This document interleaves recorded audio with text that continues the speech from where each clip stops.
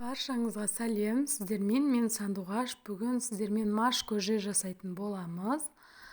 Бізге қажетті заттарымыз ет, пияз, картошка, чеснок, маш және күріш қажет болады.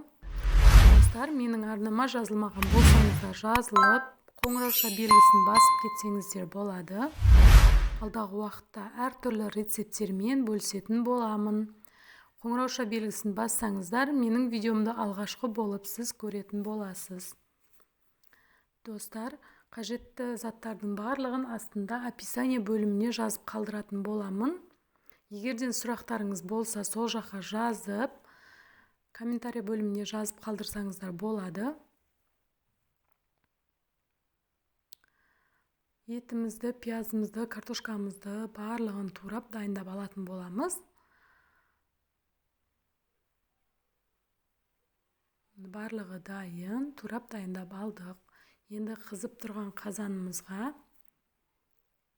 етімізді салып қуыратын боламыз. Етіміз қып-қызыл болғанға дейін қуырып алып,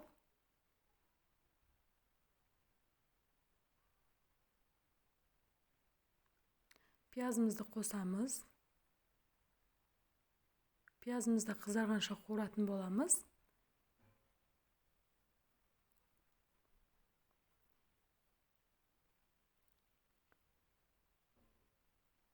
Пиязымыз қызарды, енді картошкамызды қосып, картошкамызды қуырып алатын боламыз.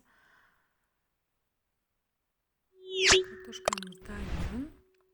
Дәмдеуіштерді қосып, машымызды қосып, қуыратын боламыз. Машымыз жарылғанға дейін астын жай бір қайнатып алып, астын жай қойып қайнатып алатын боламыз.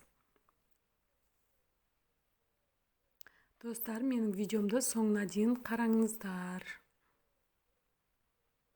Қазақша контенттің дамуына өз үлестеріңізді қоса отырыңыздар. Қазанымыз қайнап жатыр. Машымыз уже жарылып, дайын болды. Енді күрішімізді қосатын боламыз. Күрішімізді қосып, қайнатып, астын жай қылып қайнататын боламыз. Өте дәмді және тез дайын болатын тамақтардың бірі.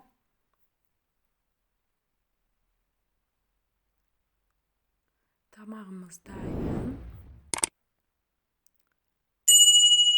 Достар, видеомды соңына дейін қараған болсаңыздар, алғысым шексіз.